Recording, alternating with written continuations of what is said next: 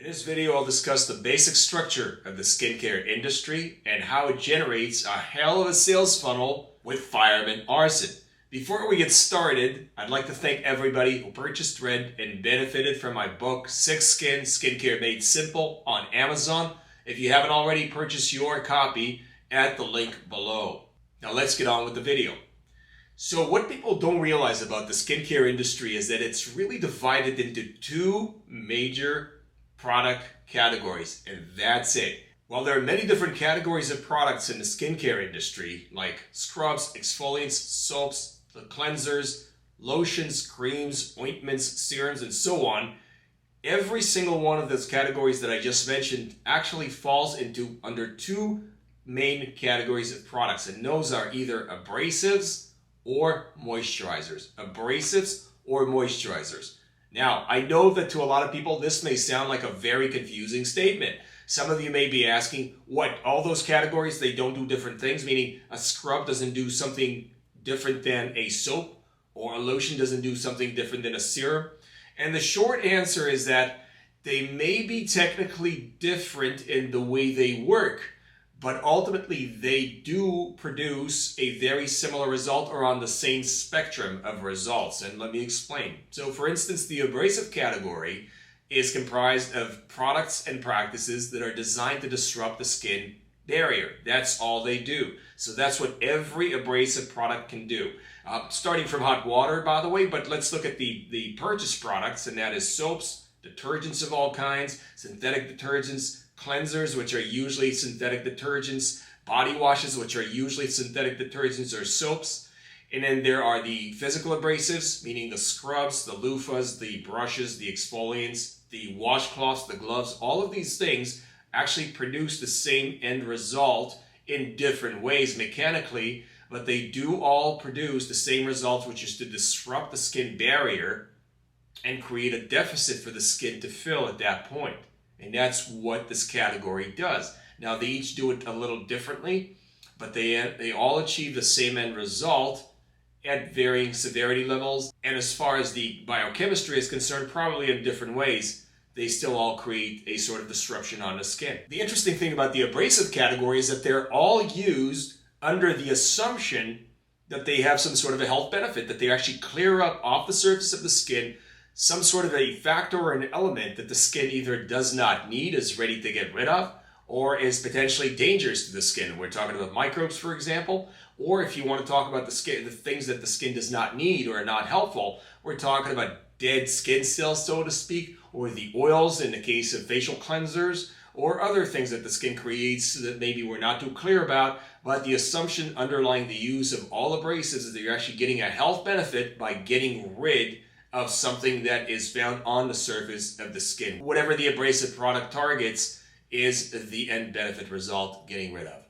But ultimately, all the abrasive category does or ends up doing, including all the product categories that I just mentioned, the soaps, the cleansers, the loofahs, the brushes, the scrubs, the exfoliants, all of those products ultimately lead to the same end result, which is disruption of the skin barrier, disruption of skin integrity, and that leaves a hole to be filled.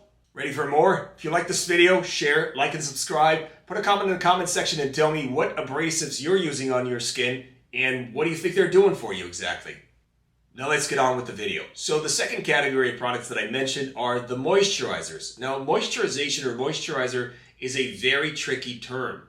What those products are purported to do is not so much moisturize or add water content to the skin, but rather enhance the ability of the skin to maintain its skin barrier or enhance it in some ways, and in that way lead to the skin being able to retain moisture on its surface, hence the term moisturizer. So these products don't really moisturize, but they do categorically and ideally enable the skin to store more moisture among other elements on its surface. Now, this category of products includes everything that we mentioned earlier as far as the things you put on and leave on the skin categorically, almost completely. And that is the lotions, the creams, the ointments, and the serums. These are all moisturizers of sorts. Now, some of you may be asking, well, don't serums have a different function than lotions, or creams have a different function than ointments? And the answer is categorically, they really don't.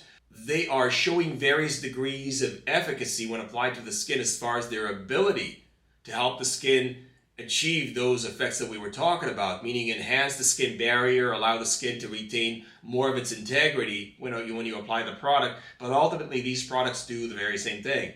Now, some of you may be asking, what about the ingredients that are in those products? Some of them actually have added ingredients that they tout as a rejuvenation ingredient or some other benefit ingredient.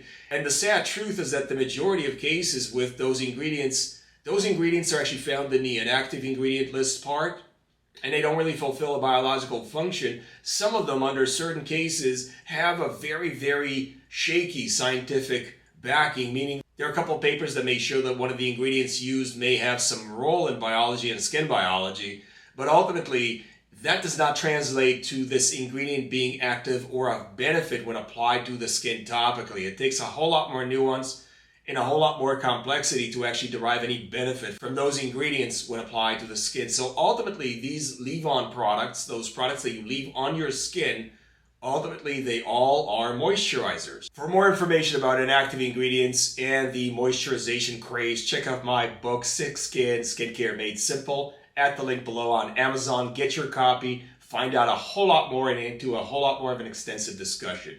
Ready for more? All right, let's get to it. If you enjoyed this video so far, share, like, and subscribe. Put a comment in the comment section and tell me which skincare products you enjoy using and what do you think you're getting out of them, what sort of benefits you're getting out of them.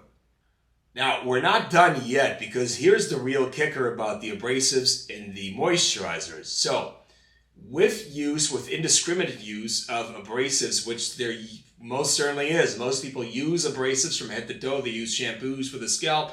They use facial cleansers. They use soaps and body washes for the body, and so on and so forth. So these have real world consequences. Some people's skins are able to catch up pretty quickly and don't need much, but some people whose skin is sensitive, meaning people whose skin is not able to produce or hold on to enough moisturizing ingredients, enough ingredients to help it maintain and restore its integrity, those people do require a second category of products. That category, you guessed it, moisturizers. So that constitutes one hell of a sales funnel of fireman arson right there and then. You deal one blow with the abrasive, you break the skin up, you disrupt the skin integrity, the skin barrier, and then you end up doling the moisturizer on the other side to the consumer who's dealing with the skin integrity disruption. Now, the interesting thing is with the skincare industry, a lot of those double whammies, meaning first the use of the abrasive and then the forced use of the moisturizer, they're promoted as healthy and beneficial, meaning the abrasive is necessary, even though there's no evidence to support any benefit for abrasives use on the skin. And then the moisturizer on the back end is beneficial for whatever reason they promote it as. Some of those moisturizers are promoted as rejuvenation products, meaning products that make the skin look younger. Other products are promoted as God knows what. There are many other benefits that are used to promote skincare products. But the bottom line is that you're breaking up the skin with one product, you're actually disrupting its integrity with the abrasive, and then you have to swoop in with the moisturizer and kick in and help out with that. So that means that one product leads to the use of another, and that forms a sales funnel where the consumer is forced to buy a second product to use to save their skin from the damage they've done in the first place. Now, some of you may be saying, well, moisturizers may be important if I have dry, sensitive skin, and I agree with that completely. If you watch my video, not everybody needs to moisturize. That is stated very clearly. So people with dry, sensitive skin, meaning people whose skin is not capable of producing or holding on to enough ingredients, enough of those elements that keep the skin whole, that maintain the skin integrity and protect its barrier, those people can definitely benefit from moisturizers. Obviously, the first step is to do no harm, meaning to use no abrasives on the skin, especially the affected skin. And then they can swoop in with a moisturizer and actually help out from the outside, giving the skin a crutch so it can actually get some downtime, get some space, get some time to catch up and restore itself. Now, the moisturizers that I recommend using are either white petroleum jelly or my vegan moisturizing balms that you can find on my website at the link below. But those are far and fewer apart, and obviously the use is not for everyone. It's only for people with sensitive dry skin and only under the circumstances where the skin cannot actually make up its own deficit and needs some extra help. So that is something that I intentionally recommend paying attention to and making sure you moisturize only as needed. If you got some benefit from this video, please share the video, like and subscribe. Put some comments in the comments section and tell me how this discussion has changed your view of skincare. What are you going to do next? How are you going to look at skincare now? And what sort of practices are you going to eliminate from your skincare, realizing that they're not necessary and maybe even harmful? Well, that's it for this video. More cutting edge coming your way right from this channel. Thanks for watching, and God bless.